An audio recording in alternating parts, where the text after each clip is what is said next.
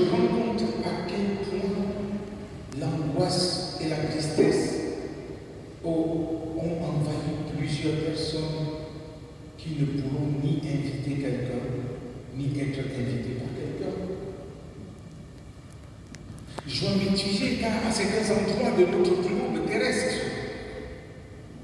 un peu comme à Mayotte, comme en Syrie où les gens sont dans des tourments, comme en Ukraine, comme dans beaucoup de pays en Afrique, il y en a qui sont en pleine guerre, en pleine famine, en pleine misère. Tout cela n'emmène plus la notion du temps pour réaliser aujourd'hui ce Noël. Cet état de choses nous invite à sortir de la fausse conception de Noël dans laquelle le consumérisme essaye de nous enfermer. Un Noël aux allures exclusivement économiques, laissant de côté sa substance spirituelle. Le rôle de l'Église et aussi de tout chrétien qui veut rester fidèle à son Seigneur ne serait-il pas de saisir toutes les occasions pour restituer Noël dans son contexte en lui redonnant son vrai sens, à savoir Dieu qui se fait homme et a habité parmi nous. On peut alors se poser la question de savoir pourquoi lire plutôt ce texte de Jean au lieu d'un autre qui parle plus explicitement de la naissance de Jésus, comme Luc et Matthieu plus précisément. En effet, pour l'évangéliste Jean, l'existence de Jésus n'est pas à confondre avec sa naissance. Car avant de se manifester sous la forme humaine à travers la Vierge Marie, Jésus est depuis le commencement. J'allais dire avant le commencement, et plus exactement au commencement de toutes choses. Jean n'a pas voulu le circonscrire au petit enfant emmailloté et couché dans une crèche. Quoi qu'il y ait cette dimension fragile qui nous rappelle notre propre fragilité, Jean présente un Jésus qui revêt tous ses attributs de Dieu et d'homme. Et comme le dit si bien Origène, l'un des pères de l'Église, nous voyons en Jésus tantôt des caractères humains qui ne semblent nous distinguer en rien de la fragilité commune aux mortels, et tantôt des caractères tellement divins qu'il ne convient à personne d'autre qu'à la divinité même. Alors, l'intelligence humaine ne sait plus où aller. Si elle considère Dieu, elle voit le mortel. Si elle regarde l'homme, elle discerne celui qui a vaincu le règne de la mort et est revenu des morts. C'est pourquoi il faut contempler ce mystère avec crainte et respect pour qu'apparaisse en un seul être la vérité des deux natures, à savoir vrai homme, vrai Dieu. Alors, dans le même sens et paraphrasant Karl Barth, Jacques Ellul dit ceci: il est le Dieu caché précisément en ce qu'il se révèle. Et il se révèle en tant que Dieu caché. À la limite, il est le Dieu qui s'inscrit, qui s'incarne autant pour moi, tout entier dans un homme. Il est totalement et pleinement présent dans ce Jésus-Christ. Dieu n'est pas ailleurs. Tout ce que nous pouvons connaître de Dieu est là. Ce n'est pas un petit peu de Dieu qui se trouve en Jésus. Bien-aimés, les décorations de Noël ne laissent personne indifférent. Les guirlandes lumineuses qui éclairent les rues, même des villages les plus reculés, du moins ici en Europe et dans les pays développés où on peut se le permettre. Chacun y va de son imagination pour y mettre sa touche particulière. Tout est beau, attrayant.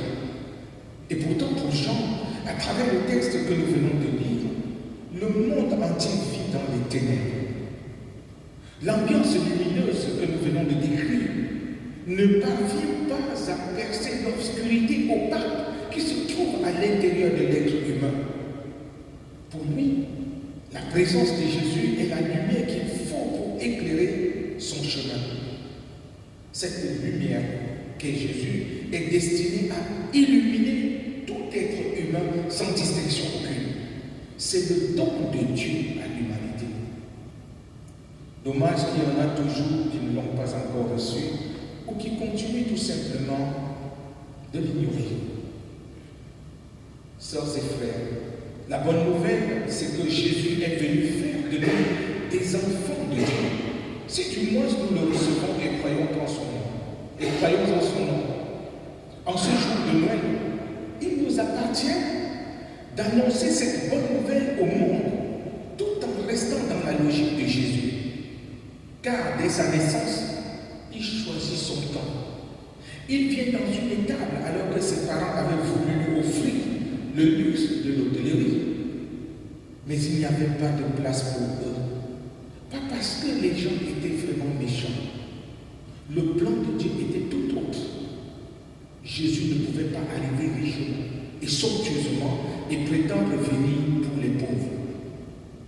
Il a voulu commencer par vivre les réalités de la marginalisation en se mettant du côté de ceux que les pouvoirs ignorent et méprisent, de ceux pour qui il n'y aura jamais de cadeau déposé au pied de sapin, décoré de mille lumières artificielles.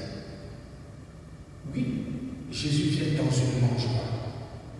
Il se donne en quelque sorte à manger parce que quand on dit que c'est la crèche, le vrai mot c'est la mangeoire, puisque c'est là où bœuf et âne venaient pour manger, pour se nourrir. Et nous pouvons voir en cela Jésus qui se donne comme nourriture du monde, pour nourrir notre âme qui a faim, pour nous étancher, n'est-ce pas, la soif que nous avons en nous. Il vient, j'allais dire sur un plateau. On pourrait dire plateau comme un gâteau que nous avons, que beaucoup parmi nous vont partager, ou un agneau, je ne sais pas trop, une dinde ou poulet, tout ce que nous pouvons partager. Jésus vient, il est là pour se donner à prendre. Comment pourrait-il donc se sentir à l'aise dans un hôtel alors que l'homme qu'il est venu chercher et sauver se trouve ailleurs, loin de tout ce décor? Il est peut-être temps pour nous de nous interroger sur la manière dont nous célébrons Noël de nos jours. Quelle place occupent les nécessités, les laissés pour compte et les esprits de la société dans notre fête?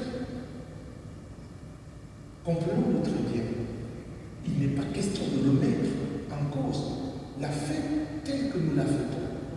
Il n'est pas question de remettre en cause le fait de se retrouver en famille, c'est très important. Pour autant que nous avons des familles, il faut en jouir. Il faut en profiter à fond. Parce qu'il y en a qui n'en ont pas. Et nous ne savons pas si nous aurons toujours tout cela autour de nous. C'est pourquoi il faut savoir que ces moments sont des moments précieux. Mais des moments précieux qui ne nous font pas oublier ceux qui ne peuvent pas les avoir. Je ne dis pas d'aller, je ne sais pas pour faire quoi, mais le simple fait dans sa prière pour le repas de penser à cela, c'est quelque chose de très important. Vous ne savez pas ce que peuvent représenter les prières des chrétiens. Quand vous priez pour ceux qui n'ont pas à manger, c'est hyper important. Quand vous priez pour ceux qui n'ont pas de logement, c'est hyper important. Votre prière est ce que Dieu attend. À côté de vos actes, quand vous pouvez les poser, et je sais combien beaucoup parmi vous ici posent des actes de générosité. Mais cette manière de prier montre que nous ne nous occupons pas seulement de l'aspect physique des personnes qui sont à côté de nous ou qui sont tout autour, qui souffrent, mais aussi de cette dimension spirituelle. Parce que la dimension spirituelle est la dimension aussi la plus importante. Donc, comprenons-nous très bien. Alors, je disais donc que nous devons nous poser cette question. C'est aussi l'occasion d'encourager, puisque je disais déjà, toutes ces personnes qui se montrent sensibles à la souffrance humaine et qui font ce qu'elles peuvent avec les moyens à leur disposition. Chères sœurs, chers frères, n'oublions pas que parfois, celle ou celui que nous croisons sur notre chemin n'a besoin que d'un simple sourire et d'un bonjour amical. Ce n'est pas toujours des vêtements, des habits ou de la nourriture dont les gens ont besoin. Parfois, ils ont besoin d'un bonjour, d'un regard, d'un sourire, pour reprendre confiance, pour dire, ah, au moins j'existe. On ne me regarde pas avec dédain, pas avec rejet, pas avec mépris, mais simplement en considérant. Regardez parfois quand quelqu'un vous rend service, ou quelqu'un dans son travail vous reçoit, et vous sert parce qu'il est payé pour ça, mais vous lui dites merci avec un sourire. C'est très bien ce que vous faites. Quand vous lui dites ça comme ça, vous dites, oh, c'est rare. Et cela m'a fait penser à quelque chose. Dernièrement, je réfléchissais à la suppression des trains, les retards des trains, d'avions, de toutes ces choses-là. Vous voyez, c'est comme ça.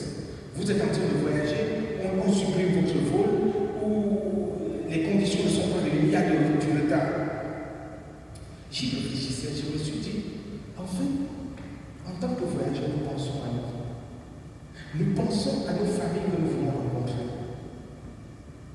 Mais il nous arrive très rarement de dire, est-ce que le contrôleur qui vit, ou le conducteur, qui vit la même situation de retard que moi, n'avait-il pas un rendez-vous avec son fils qui devait le récupérer quelque part? Et que ce retard le pénalise aussi, quoi qu'il soit dans son travail. Est-ce que celui qui est dans un emploi tendu et qui est obligé de rester là, cloué là, parce qu'il y a un dysfonctionnement, alors qu'il devait aller célébrer, il savait que il finit son travail à 18h et qu'il va retrouver sa famille. Et le train qu'il conduit, parce qu'il y a une situation sur les rails, arrive à minuit. Mais pendant que le voyageur qui va en vacances se dit, mais ça c'est quoi avec la SNCF, on peut pas s'en sortir. Mais on oublie que le conducteur qui reçoit nos bien les contrôleurs, ceux qui nous déversent toutes nos colères, eux aussi, ils allaient quelque part. Ils sont pénalisés comme nous. Parfois, il faut se décentrer le soi pour regarder aux autres. Bien-aimés peuple de Dieu, moins doit être pour l'Église et pour tout chrétien une rupture. Un refus de prendre part aux œuvres infructueuses du monde. Un refus de l'égoïsme. Puisque l'Église est celle-là qui doit soutenir le peuple dans ses marches contre les forces d'oppression et de domination. C'est ce que le Seigneur Jésus nous apprend. L'évocation du nom de Jésus doit être un sujet d'espoir et d'espérance pour toutes celles et tous ceux qui souffrent. Il faut qu'ils comprennent qu'avec lui, Jésus, c'est la fin de l'indifférence à leur égard. Jésus a besoin de nous pour apporter sa lumière auprès de ces personnes qui sont à la ramasse. On les rencontre dans nos familles, dans nos villes et villages, dans nos rues et même dans nos églises. Mais on ne peut pas apporter une lumière qu'on n'a pas soi-même et qu'on n'a pas accueillie. Car c'est en la recevant qu'on devient enfant de Dieu, comme nous le dit le texte. Noël, c'est aussi l'occasion d'être témoin du Seigneur Jésus-Christ, lumière du monde. Témoin auprès des femmes et des hommes en détresse, en situation de crise multiforme. Notre monde ne saurait bien se porter si rien n'est fait dans ce sens-là.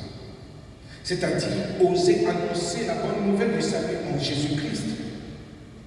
Frères et sœurs en Christ, sachant que si nous mettons Jésus au centre de tout ce que nous faisons, si nous laissons sa lumière dissiper nos ténèbres, si nous laissons sa vérité nous affranchir de nos mensonges et de nos esclavages au péché, notre société connaîtra un essor certain.